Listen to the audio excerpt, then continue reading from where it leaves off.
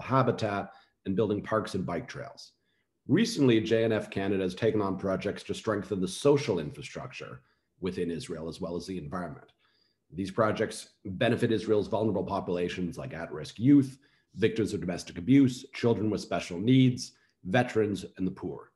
In other words, JNF Canada directs your donation dollars to where they are needed most. On behalf of JNF, I want to take the opportunity to thank you all once again for your generous contributions to JNF's 2021 annual campaign, Restore and Remember. Your support will help renovate the AMCHA Senior Center in Rehovot, which serves Holocaust survivors. We'll also assist in the restoration of the Plugot Forest by planting trees which will attract bees into the ecosystem. We're thrilled by the response to the Taste of Israel initiative and hope to introduce other creative programs into our campaigns. Thank you again for your support. Now I want to introduce you to our program leaders today, Rabbi Daniel Koropkin and Rabbi Yael Splansky, who will share with us some insights on the fruits of the land of Israel. Daniel Koropkin is a senior rabbi at Beth Avraham Yosef of Toronto Congregation, affectionately known as the Bait. He grew up in Los Angeles, and his parents have been in the entertainment and music industry for decades. He received an MA from UCLA in medieval Jewish and Islamic thought, and a Master of Science degree from Johns Hopkins University School for Engineering. He was ordained at the Ner Israel Rabbinical College. Rabbi Koropkin enjoys teaching, especially around Talmudic and medieval philosophy, and the intersection between the Jewish and non-Jewish worlds throughout history. Yael Splansky is the senior rabbi of Holy Blossom Temple, Toronto's first synagogue. Rabbi Splansky completed her undergraduate studies at Indiana University and Hebrew University in anthropology and Jewish studies. She received ordination from the Hebrew Union College and is also a rabbinic fellow of the Shalom Hartman Institute. She has the unique privilege of being a fourth-generation Reform rabbi. Rabbi Splansky loves hiking the trails of Israel and has hopeful plans to return this July. Without further ado, rabbis, I pass it over to you. Thank you so much. Thank you, Dan, for introducing us and for being a part of JNF's leadership. I'd like to thank Jeff Springer and Ruchi Shainhouse for inviting Rabbi Splansky and myself to join you today. And I just wanted to say hello, Chevra. I hope everyone is doing well and that you are enjoying this blustery February day in Toronto. And this is the best time for us to start thinking about what's going on in Israel. Now that we're past Tu B'Shvat, the sap is running through the trees and the warmth is starting to come in. I just spoke this morning with my son who lives in Israel, just made Aliyah a few months ago, and he told me it was a balmy 17 degrees in the streets of Jerusalem. So it's just wonderful to be able to connect in this way, at least with the fruits of the land of Israel. I've been asked to make a bracha, a blessing with you, on the fruit packages that you received before Shabbat. So we're going to make two brachot, one a Bori Pri Ha'etz, and the other one a Bori Pri Ha'adama. So I'm going to take a raisin, tzimukim in Hebrew, the fruit of Eretz Yisrael. One of the 7 species is grapes that the land of Israel is extolled by in the Torah. And we'll make a bracha. Baruch atah Adonai Eloheinu melech olam Bori Pri Ha'etz. And even though this wasn't included in your package, but this is my favorite Israeli food, which you can pick up at the supermarket. And it actually comes directly from Israel. So I'm going to make a Bori Pri Hadama on my garinim, on my sunflower seeds. Baruch atah Adonai Eloheinu melech olam Bori Pri Hadama. Now, why I chose specifically an export from the land of Israel will become clear to you in just a moment. I'm going to share a screen with you now with just a small amount of information in both Hebrew and English. I hope everybody can see it. I wanted to share with you an idea that's certainly related to the great work that JNF is doing to be environmentally conscious, especially about what's going on in the land of Israel today, which is a miraculous land. It is a country whose people have turned the desert into a blooming Garden of Eden. And we should never take that for granted, because as the prophet Ezekiel tells us, that when the land of Israel blooms, that is a sign that the redemption is near and that God is coming closer to his people. One of the blessings that we make after we eat produce, we make this, there's a blessing that is brought in the Talmud called Birkat Me'ein Shalosh, which means it's sort of like a concise grace after meals. You recite it after you eat cookies, cake, or fruits from the land of Israel, such as grapes, dates, olives, pomegranates, and so forth. These are the species of fruits by which the land of Israel is extolled, as I mentioned in the book of Devarim, the book of Deuteronomy. And in the course of that blessing, where a person thanks God for all of the produce that we have just ingested, we say a little prayer in two places in that paragraph. We say, we thank God for all of the bounty of the agriculture, sheratzita v'hinchalta la'avotenu, that you desired and you gave as an inheritance to our ancestors, le'echol mipirya v'lispoa mituva, to eat of the fruit of the land and to be sated by its goodness. And at the end of the blessing, you reiterate that as a prayer and you say, "Oh God, may you build Jerusalem speedily, and may you bring us up to the land of Israel so that we can rejoice therein." And then we say once again, "V'nochal mipirya v'nispa mituva." May we eat of the fruit of the land, and may we be sated by the goodness of the land of Israel. Now, this is seemingly a very prosaic kind of petition to God. I hope to be able to make Aliyah someday or to visit Israel very soon once this pandemic is over. And I'll go to the shuk and I'll buy some fresh produce, I'll buy some dried fruit, and I'll eat of the fruit of the land of Israel. But after all, is that the whole objective of why we should try to aspire to be in the land of Israel? There seems to be some tension in this discussion. Is really the land of Israel, is it our aspiration to go there to eat the produce? Or should our aspiration to go there for more spiritual benefits than just the prosaic benefits of nourishing ourselves from the agriculture of the land? And this kind of tension is detectable in a very short passage from Tractate Sotah, which talks about Moses's final petition to God in Parshat Va'etchanan in the book of Deuteronomy, where Moses petitions God, "Oh God, please let me enter into the land of Israel." And God said, "Rav lach, no, Moses, I'm not going to let you come into the land. You are denied entry. Someone else will have to lead the Jewish people. Your student Joshua will lead the people through the promised land." And the Talmud asks the question, why did Moses wish to enter the land of Israel? Did he merely wish to eat of its fruits or enjoy its bounty? Rather, Moses reasoned that there are many mitzvot that can only be fulfilled in the land. And he wished to enter so that he could be fulfilled by him, so that those mitzvot that he could fulfill those mitzvot. The Talmud makes a very important point, and it basically tells us that a person's objective should not be to go to the land of Israel so that he can go to the finest hotels and restaurants in Israel. The objective of going to the land of Israel is to draw in the spiritual nourishment of being able to do additional mitzvot that can only be performed in the land of Israel. And in so much of its agriculture, the mitzvot of tithing and the mitzvot of Shemitah, the sabbatical laws, and so many other mitzvot that are tied into the agriculture of the land of Israel, which can only be performed in Israel. That's the real reason why Moses wanted to go in. And the Talmud is sort of cueing us that if we aspire to go to Israel, it should be for that purpose as well. Which of course leads to the obvious question. Why then, when we thank God for having provided us with the fruits of the land of Israel from Eretz Yisrael, do we make our petition, may we go to Israel and eat of the fruits of the land? If it's inappropriate for that to be the objective of man, why then are we asking to do it? And this seems to be the source of a lot of discussion by the Tur, who is the Rabbi Yaakov ben Asher, who lives in the 13th century.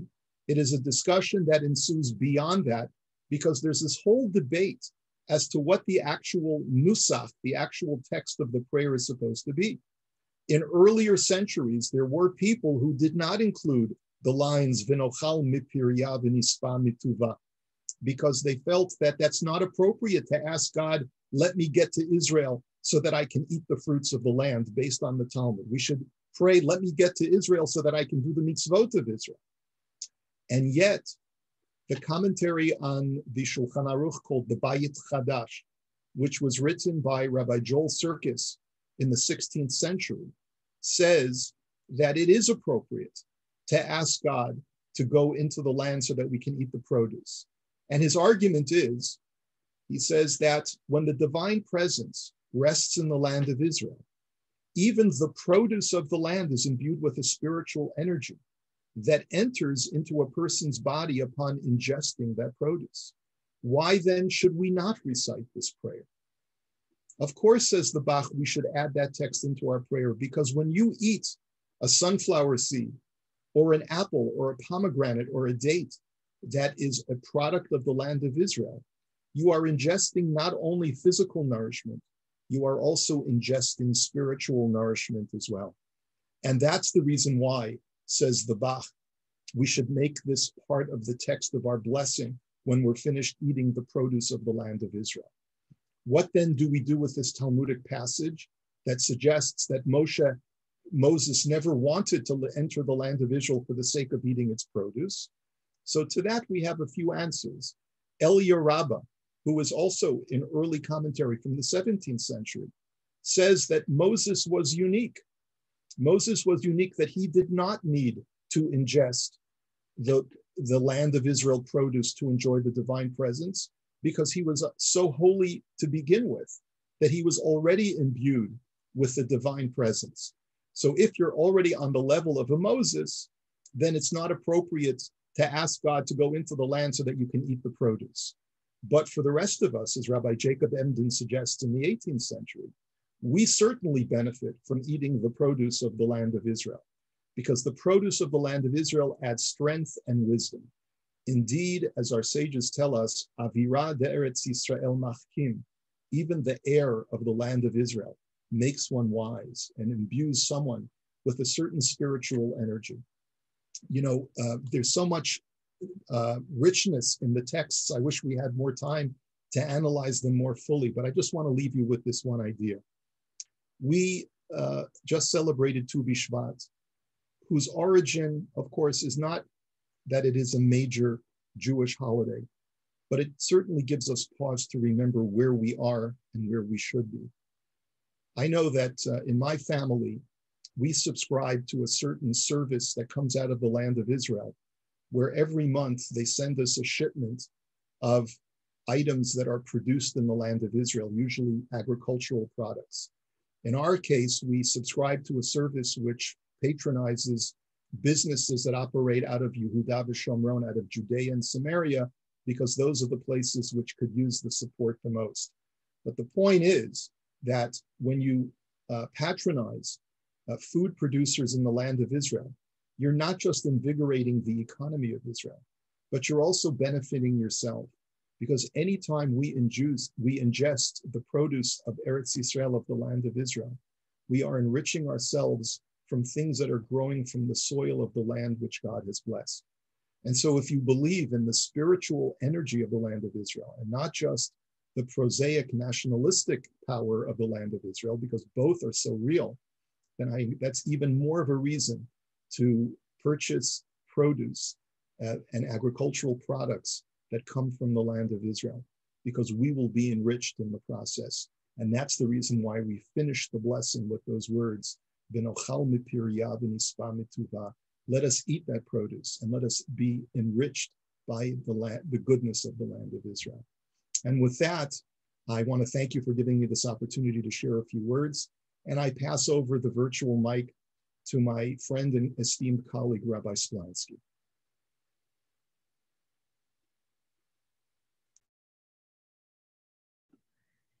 Yasher Koach, Rabbi Korovkin. And as you were teaching, I was calling to mind memories of my times in Israel, and I hope everyone on the screen can do the same. Whether it's vistas that you call to mind, or walking through the shuk and seeing all the incredible produce that's available to us. And I pulled up this image of the shkedia, the almond trees that are in bloom in Israel now, even just seeing a photograph is enough to revive us a bit. Certainly the tastes of Israel, as Rabbi Karapkin taught, are reviving of the neshama, but even just some of the visual images or the memories that we carry, those also can reinvigorate us just when we need it most. So I'm going to pull up my Sefaria page, my source sheet here.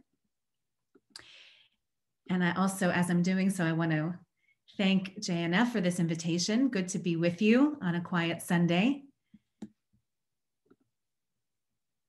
Here we go.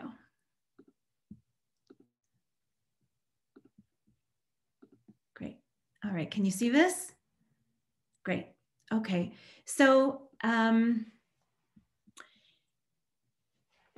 one of the things that I love about Tu B'Shvat is, especially with the celebration of the fruit trees, is that fruit trees are a uniquely qualified symbol of the relationship, the partnership between God and humanity. Fruit trees need cultivating. Fruit trees need tending. And JNF is also a great example of this kind of partnership between the Creator and humankind, and the good that we can do when we add our strengths to God's strengths. So that is the theme of these few texts that I've brought for us to study together this afternoon. Here we have, from the very beginning, a description of how it came to be. So on the third day of creation, God said, "Let the earth sprout vegetation, seed-bearing plants, fruit trees of every kind on earth that bear fruit with the seed in it," and it was so. The earth brought forth vegetation, seed-bearing plants of every kind, and trees of every kind, bearing fruit with the seed in it. And God saw that it was good. Vayera vayvoker, there was evening, there was morning, a third day. So the natural world, as we know it, or vegetation and trees and grasses, all this is set on the third day. Here's the problem. When we read, and some would say it's not a problem at all, it's just an invitation to lean into the text and to see how under the surface, under the Peshat reading of the text, there are always additional learnings to be discovered. So first we saw from Genesis 1, now we see from Genesis 2, another description of the creation. And this is on the 6th day, when just before human beings are created. Such is the story of heaven and earth, when no shrub of the field was yet on earth, and no grasses of the field had yet sprouted, because the eternal God had not sent rain upon the earth, and there was no human being to till the soil. But a flow of water would well up from the ground and water the whole surface of the earth. Then, only then, the Eternal formed the human, Adam, from the dust of the earth, Adamah. God blew into his nostrils the breath of life, and this human being, this earthling, became a living being. So what's the textual problem, quote unquote, here? It seems that here in Genesis 2, it says there was not yet a shrub of the field. No grasses had sprouted because there wasn't yet rain and there wasn't yet a human being to till the soil. That seems at first glance to contradict what we just saw here in Genesis 1, that it was on the third day that those things came into being. So how do we solve the problem, the so-called problem? In Masechet Chulin, we have the teaching of Rabbi Asi. Okay, does everyone understand the problem? If they came in on the third day, then what's this business about on the 6th day before Adam was created, that no grasses were there yet, no trees were there yet? So here's how Rabbi Asi creatively solves the problem and really brings in a spiritual dimension about this partnership in creation. Rabbi Asi raises a contradiction between two verses. It is written, and the earth brought forth grass. That's the Genesis 1 text, on the third day of the week of creation. It is also written in Genesis 2, no shrub of the field was yet in the earth. On the eve of Shabbat, that is on the sixth day of creation, immediately before Adam was created. Okay, so he's named the problem. How does he solve it?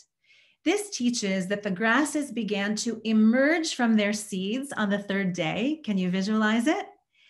And stood just below the surface of the opening of the ground. So the seeds on the third day are just starting to, what's the word here? Emerge. But they didn't yet sprout through the earth's surface until Adam came to be. Until that first human being came along and prayed for mercy upon the little seeds. And because of his prayer, then the rains began to fall, and then they could sprout forth through the earth's surface, through the crust of the soil. And this is meant to teach us that the Holy One, blessed be God, desires the prayers of the righteous. So it is, according to Rabbi Asi, all part of God's plan for creation, that these seeds would be poised and ready, already contained with all that genetic material, all that potential for life. But without the rain, they can't come into being, to flourish. And without a human being like Adam to pray for the rain wouldn't fall. And so God said, okay, now's the time that I'll bring Adam into the world. And instinctively, Adam knew what to do, which was to pray to God for rain. And the rains fell as an expression of God's mercy and compassion for the earth. And then the seeds could grow. And this is meant, yes, and then it's reinforced here. The message is reinforced here. Rabbi Nachman Bar Papa had a certain garden. He planted seeds, but they did not sprout. He prayed for mercy and rain came and they did sprout. And he said, this is what it meant. This is what Rav Asi was teaching, that the Holy, blessed be God, desires the prayers of the righteous. Another little text that is so well known on Tu B'Shvat that reinforces this same message of the partnership in creation between the divine capacity to create uniquely and the human capacity to create is this little text about Rabbi Yochanan ben Zakkai. So this is when Jerusalem is under siege by the Romans. And we can't imagine a more terrifying time of high anxiety and deep-seated fears. And nevertheless, he teaches the following. If you have a sapling in your hand and they tell you the Mashiach is coming, first plant that sapling and then go out to greet the Messiah. Now, this is likely as much a comment about messianism as it is about creation of the natural world. It may have been that Rabbi Yochanan was making a statement saying, don't believe everything you hear about a Messiah's arrival. There have been false Messiahs before. But we can also, in the spirit of Tu B'Shvat and our celebration today, we can take this as enthusiasm for the planting in the here and now. That's not to ignore our future aspirations for a complete redemption one day. But in the meantime, let's focus on the here and now and the good that we can plant and the good that we can cultivate. So I'm going to conclude with this beautiful prayer that comes to us from Rabbi Nachman of Bratslav. I chose this because I want to acknowledge where we are in the middle of a pandemic, deep in winter time with very cold days. And I recognize that we can't get out into our gardens and we can't go walking in the forests. Some of us are lucky enough to really bundle up and maybe take a dog for a walk in a ravine of Toronto. But most of us are staying put, and that's hard. And it can even come with some anxiety or depression. And we know that Rabbi Nachman of Bratslav did suffer depression.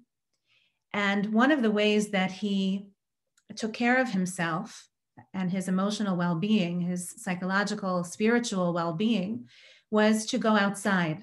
And his best prayers were offered up surrounded by nature.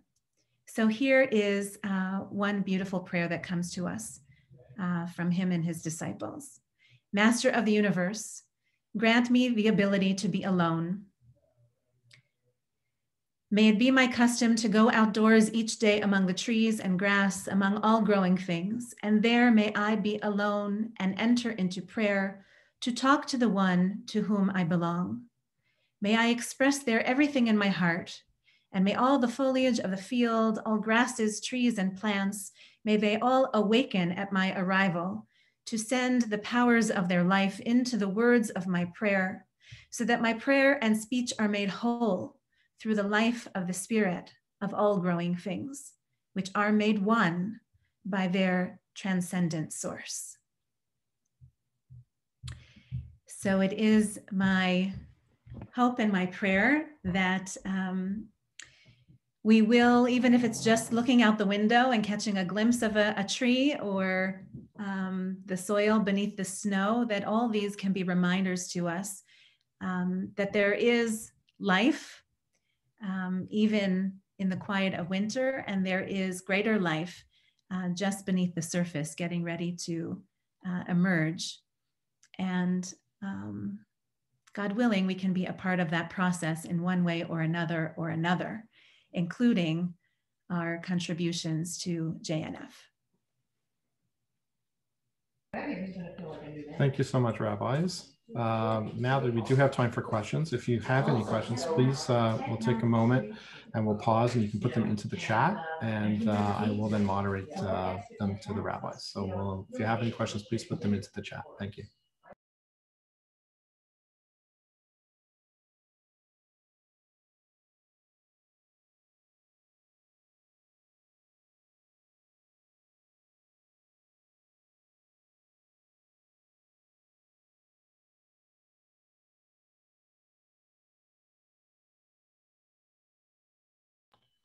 Well, it looks like we have a quiet crowd.